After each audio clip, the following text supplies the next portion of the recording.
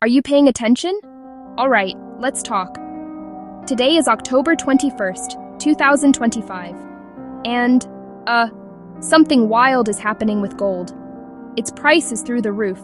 Gold just dropped the hottest album of the year. Everyone wants a piece.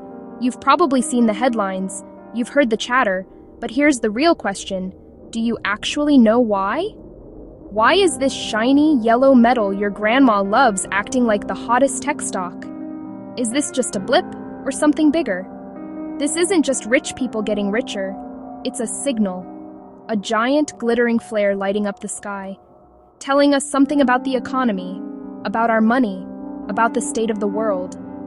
So stick with me. We're going to break it down. No confusing jargon, no boring charts that look like a heart attack EKG. We're going to look at the 7 big triggers pushing gold to the moon.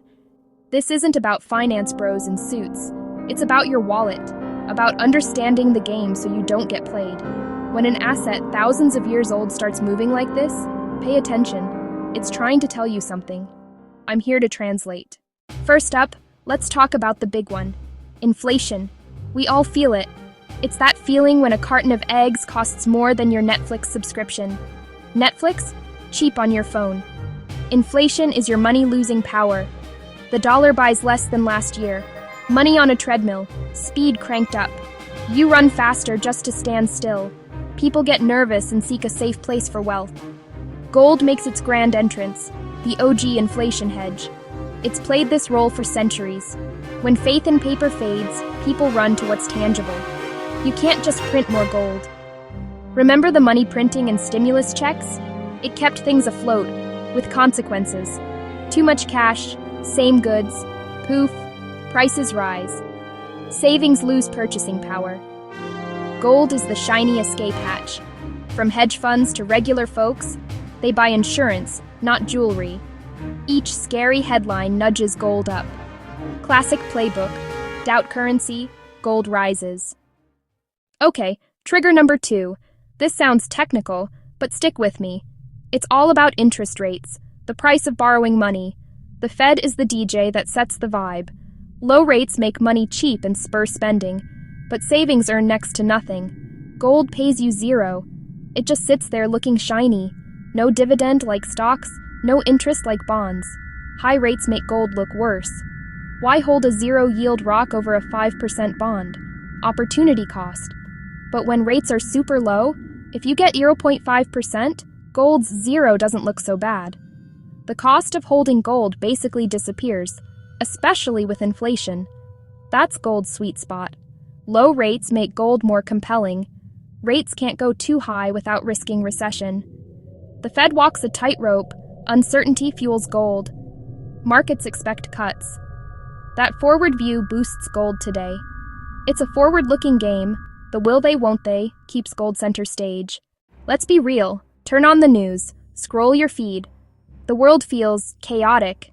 Geopolitical tensions, trade disputes, political instability. Constant low-key panic makes people risk-averse. They look for safety. They run for cover. In finance, gold is the ultimate panic room.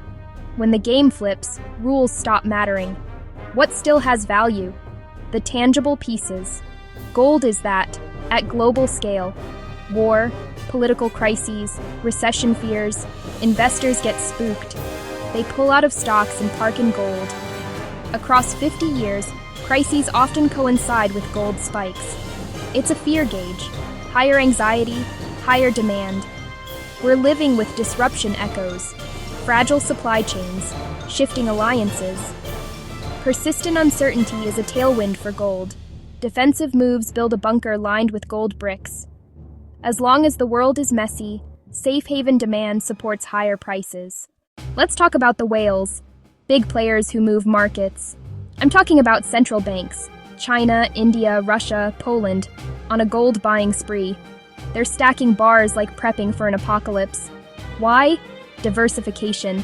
The dollar's been king, but nerves are rising. Debt, political drama, sanctions as a weapon.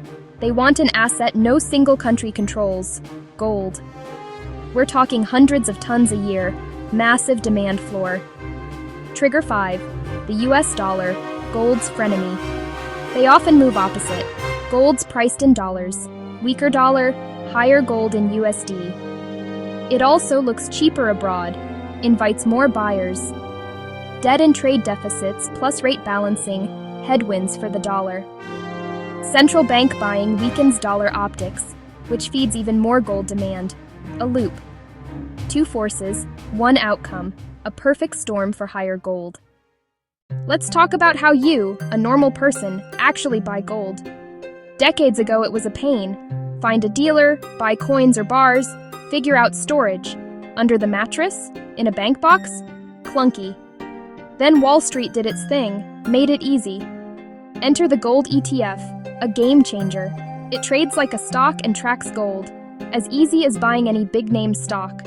No storage worries, no dealer hunting. Access open to millions. Democratized gold investing. ETFs are a pipeline from investor cash to physical gold. When nervous about inflation or stocks, money pivots instantly. ETF inflows force funds to buy real bars in London and New York. A scary headline can trigger a feedback loop that powers price higher. Ease and liquidity make gold mainstream, not just for preppers or pirates. This ETF machine lets money flow into gold faster and larger than ever. Demand is huge, but what about supply? You can print dollars or issue stock, but not gold. Every ounce is painstakingly dug from the earth. Difficult, expensive, time-consuming. The easy gold has been found. Mines are deeper, more remote, and costlier. Grades are declining. More rock per ounce. Costs up across the board. No one mines at a loss. A natural price floor forms. As costs rise, gold must rise to keep mines running. Supply is inelastic. It can't ramp quickly to meet surges. You can build more factories. You can't build a gold factory. This constraint is gold's superpower. Yearly mine output is a tiny slice of total above-ground gold. When demand spikes, supply can't keep up.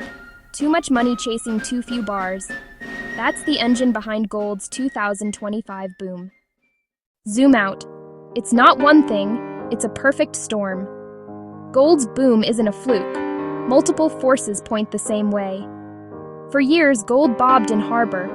Now currents converge and push it out to sea. Money printed earlier devalues cash. People hop into gold. Low yields remove reasons to stay out. Scary waves make gold the sturdy choice. Central banks and a softer dollar add deep water push. ETFs open floodgates. Millions can buy in seconds. Supply anchor can't scale. The boat rises. Each trigger amplifies the others. Fear to ETF buying, central banks to weaker dollar, inflation to lower real yields. A self-reinforcing cycle. That's the big picture. A clear convergence no one should ignore. So, what's the takeaway? This isn't a call to dump your savings into bars. The move is to understand what's happening. Gold tells a story about the system's health. Understanding that story makes you smarter, as a citizen and an investor. Don't chase headlines. Study the causes. These reasons are real, not vanishing overnight.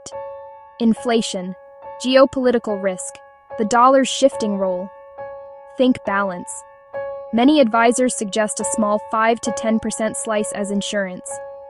Gold can zig when others zag. Act if it fits your plan. ETFs are easy, or a small coin if you prefer. Avoid FOMO. Act with understanding. Knowledge is power, and now you have it. You know why gold's moving and the forces at play. If this breakdown helped, do me a solid. Like this video, share it.